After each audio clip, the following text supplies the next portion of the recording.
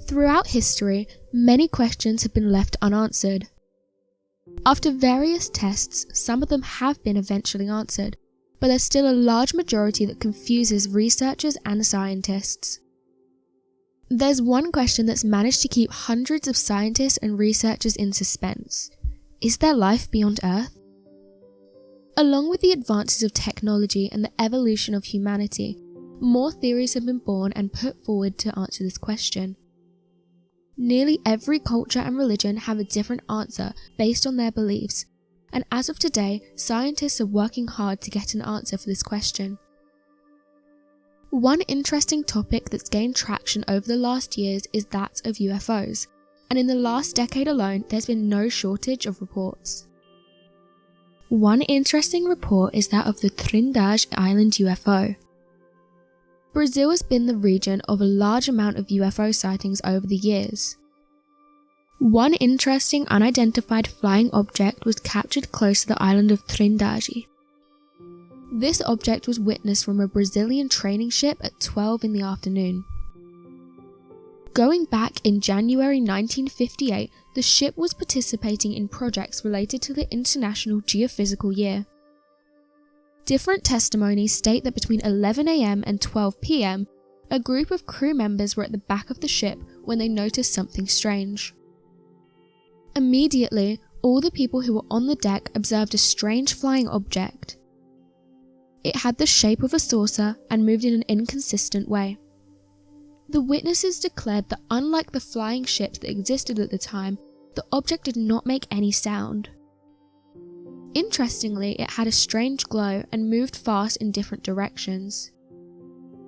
When the mysterious craft accelerated, it left a shining trail that disappeared quickly. The object was heading for the island, but kept vanishing in the sky and then reappearing again. Just after this possible sighting of extraterrestrial life became known to the country's authorities, the images taken were evaluated by an aerial laboratory, and this was carried out by the Brazilian Navy.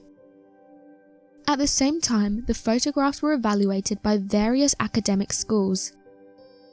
At the time, each image was declared as genuine, taken under real circumstances, and being consistent with the testimonies of the ship's crew members. This included all military personnel and the ship's captain. This event was so relevant for the country's military and government authorities that even the president had to declare his confirmation of the events that had occurred. However, on more than one occasion, the credibility of the photographer was questioned, and evidence had been found that on previous occasions he had submitted false or altered photographs. However, these weren't centered around unidentified flying objects. To this day, it's not possible to know what happened that day, and even if the photographs are fake, it's said that what people encountered that day was very much real. Another interesting report is that of the Varinia UFO Incident. This mysterious event happened on the 20th of January 1996. Two sisters and their friend reported that whilst walking home, they encountered a strange being. The skeptical mother decided to go to the place of the event, but she didn't manage to find anything. The girls described the alleged alien being and said that it had a very short, thin body, dark skin, and a very large head. They also noted that the eyes of the being were red. On the night between January the 19th and 20th, the North American Aerospace Defense Command alerted Brazilian military that UFOs had been seen in the area. These events were quickly spread to every corner of the city, and another report was found by a couple of farmers who also claimed to have seen one of the beings. The farmers declared in their testimony that after the night of January the 19th, approximately at 1 AM, they were woke up by strange noises coming from their animals, further saying that they had never heard them make this noise before. After quickly making their way outside, they could see a flying object with a strange shape illuminated by an irregular light, and this was moving slowly and fairly low to the ground. Some have asked the question, was the military trying to hide something? The next morning there was increasing evidence of sightings of irregular activity. This included an alleged capture of a strange being by the local fire department. It was also reported that unusual movements of different military entities were seen in the vicinity of a city hospital, and this only caused more confusion for the residents in the area. Whether or not these encounters with extraterrestrial beings are really true, we cannot know for sure, but locals stand by what they saw. There have not been many details from the government regarding the incidents, and a large part of the testimonies given by the alleged witness are anonymous, making it unlikely to verify their veracity. As for the creature that the Silver Sisters were allegedly able to see, different investigations declared the possibility that the sisters had seen local wildlife. The last incident is that of the 1976 Trindade UFO Incident. Finally, it's possible that one of the most credible encounters with foreign beings in history is the one that took place in Trindade. The UFO incident is based on a chase that was carried out by two planes that belonged to the Iranian army. In this chase, the pilots of the Iranian army tried to shoot down the object using their weapons, but this proved useless. Interestingly, every time they tried to do this, they stopped working as they approached the object. In 1976, specifically on September the 18th, the Imperial Air Force was informed of different reports and sightings of strange objects in the sky. This was alarming to all those who witnessed it, since it was a never-seen-before object with the shape of a sphere. This strange object was also seen firing out multiple lights, something that witnesses couldn't explain. After hundreds of calls from civilians, it was decided to send an F-4 Phantom for the purpose of investigating what was happening. This aircraft took off with the sole purpose of intercepting the unidentified flying object. Since the pilots managed to locate the object, they had orders to attack it. But strangely, when being around 50 kilometers away from the foreign object, the Iranian craft began to present some failures, and this stopped the military from being able to communicate with each other.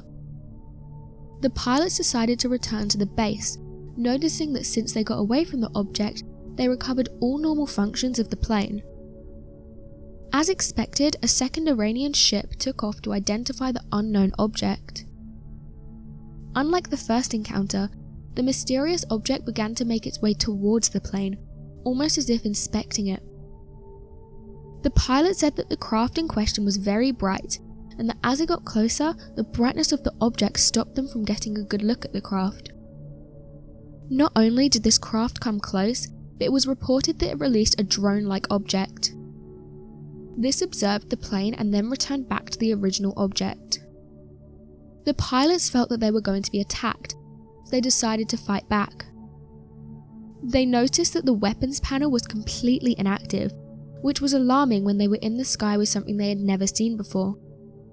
However, they received no attacks, and it seemed as if the craft was just interested in the plane.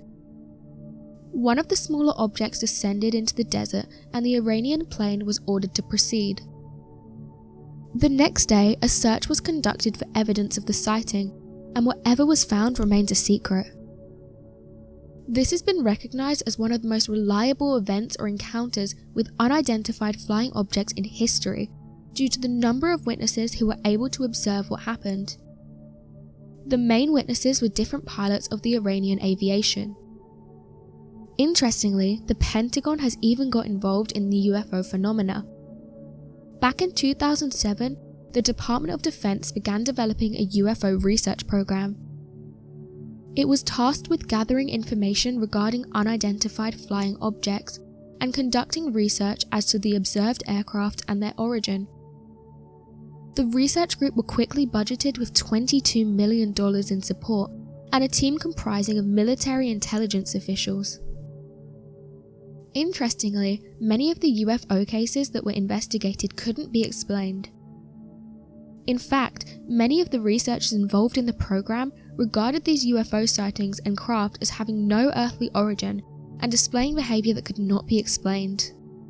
This could very well be the closest the Department of Defense will ever come to admitting the viability of extraterrestrial craft without directly saying it.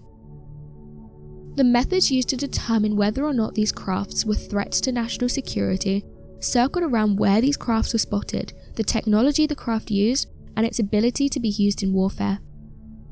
Using these simple metrics, it became apparent to the researchers that not only were these unidentified flying objects a threat, but they demonstrated technology that couldn't be matched if a fight ever played out. Although the program has currently been discontinued, which is the main cause for the declassification of the files, the chief of the UFO program still heavily believes in the importance of the study, saying that studies like these need to be carried out in the name of national security. So what do you make of these interesting cases? Be sure to let us know your thoughts in the comment section below and help us by growing this community while working to solve these unexplained mysteries. Thank you for watching, and don't forget to subscribe for more videos.